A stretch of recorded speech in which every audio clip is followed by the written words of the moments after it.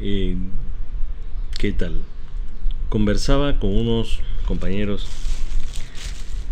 y ellos me contaban que en estos tiempos, en estas últimas generaciones, la virtualidad, el amor hacia los padres, los hermanos, el amor a la naturaleza, se estaba yendo como que el río se va al mar, hablando metafóricamente.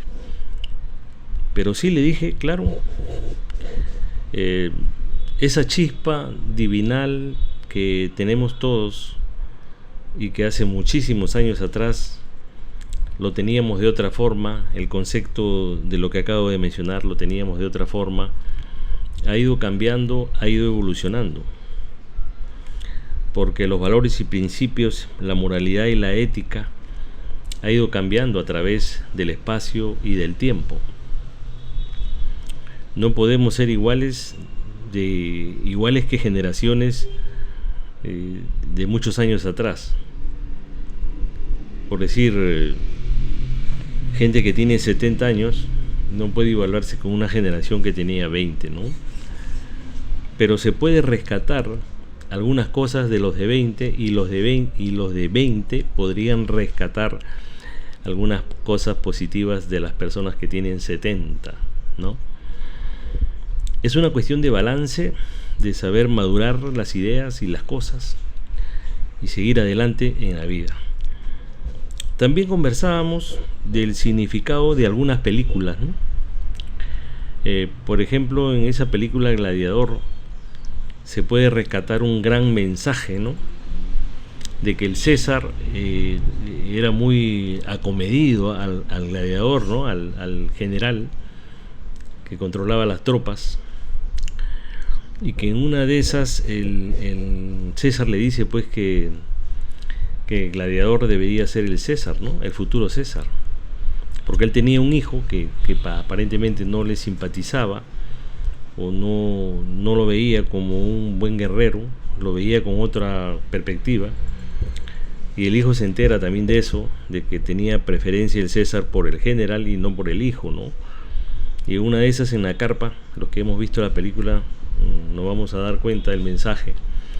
El hijo asesina al padre asfixiándolo, ¿no? Abrazándolo, porque el César le dice las cosas que tenía que decirle, y le dice: abrázame, hijo, y el hijo lo abraza de una manera pues donde la emoción superó a la razón, ¿no? De lo que anteriormente he conversado, ¿no? Cuando la emoción supera la razón queda nublada, el ser queda nublado, no sabe lo que hace y actúa de diferentes formas y en formas nefastas, como lo hizo en la película El hijo del César, y lo asfixia. Pero antes de eso tuvieron esa conversación de padre a hijo, y el César le dice: los errores de los padres son los defectos de los hijos. Si nos ponemos a analizar ese gran mensaje que dan en la película, en esa película, porque en todas las películas siempre hay un mensaje, sino que debemos de ver con ojos de ver y no oír, sino escuchar. Ver con ojos de ver, verdaderamente ver lo que queremos ver, y verdaderamente escuchar lo que queremos escuchar, y no simplemente oír.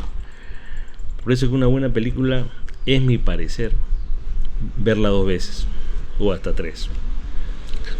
Entonces ese mensaje irradia una comunicación tremenda para las personas que se relacionan con más personas, y que mayormente para los padres que tienen sus hijos y que muchas veces no lo han sabido criar o llevarlos en una vida correcta, ¿no?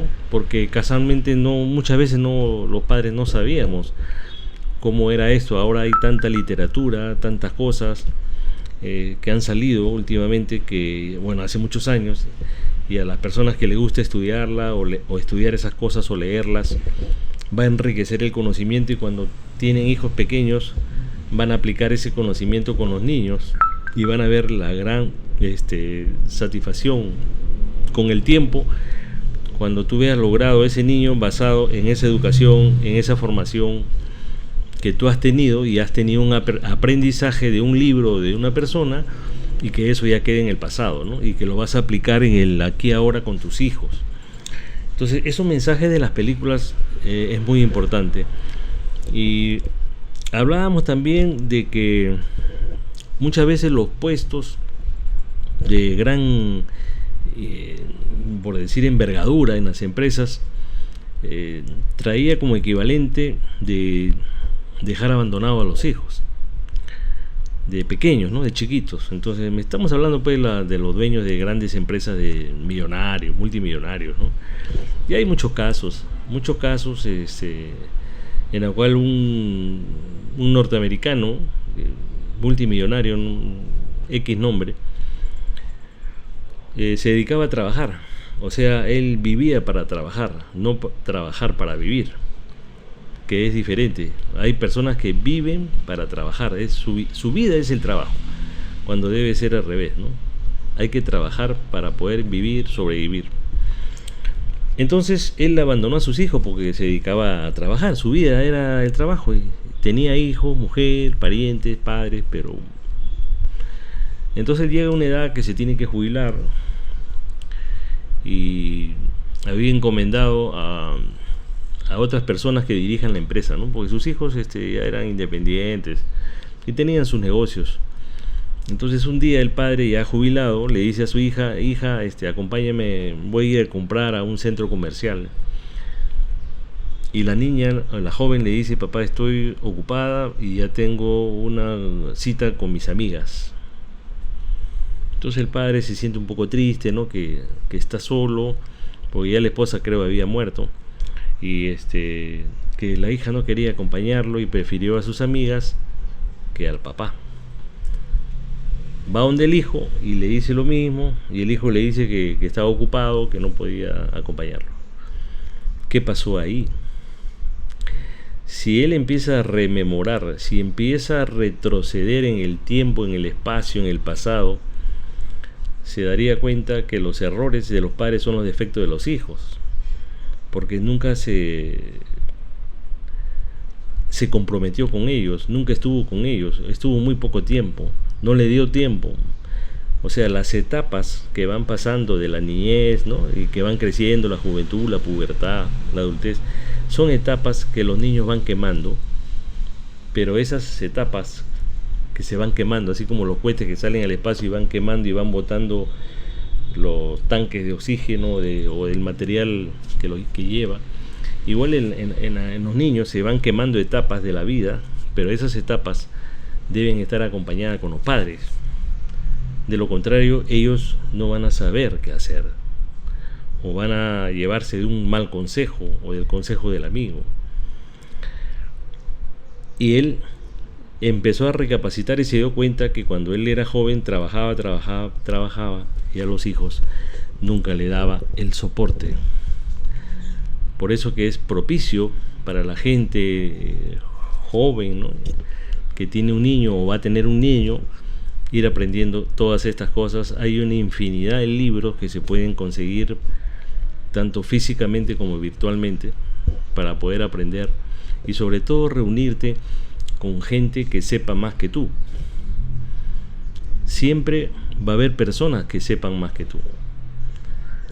Reunirte con gente que sea positiva y que aporte algo en cada conversación.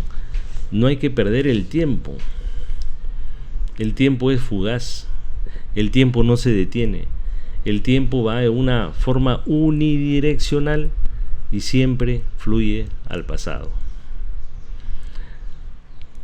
Si ustedes se ponen a meditar mirando su pantalla de su computadora en este momento, o mirando su reloj, cuando pasa un minuto,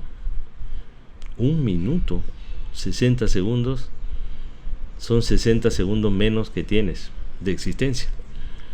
Entonces, si tú empiezas a filosofar, a pensar en ese poquito tiempo, y si sacas la cuenta cuántos años han pasado y cuántos segundos han pasado en esos años, vas a poder meditar y decir, bueno, ahora voy a ser diferente, voy a empezar a cambiar mis hábitos, voy a dedicarme a estudiar, voy a dedicarme a aprender algo, voy a dedicarme a leer más, porque la cultura, la educación, la formación es la grandeza de los países. Si vemos los países que estaban en desgracia y ahora cómo están, gracias debido a la educación. Claro que estuve escuchando una entrevista de un psicólogo, Emilio Lledó, uno de los grandes, filósofo español que ya tiene 90 años, y él decía que los países, los gobiernos, los países mayormente crecen, pero crecen en forma desordenada, porque él ponía en primer lugar la educación, en segundo lugar la economía, ¿no? y en tercer lugar el trabajo, ¿no? Yo quizás discrepo un poco más, porque si no hay dinero no hay crecimiento, ¿no? Porque él decía que eso debería ser. Lo que hacen ahora los gobiernos son la economía, el trabajo y la educación. Al final podríamos poner la economía primero, la educación y después el trabajo, pero estos dos primeros siempre deben ir de la mano para poder seguir adelante. Eso era todo lo que te quería decir. Continuaremos conversando y muchas gracias.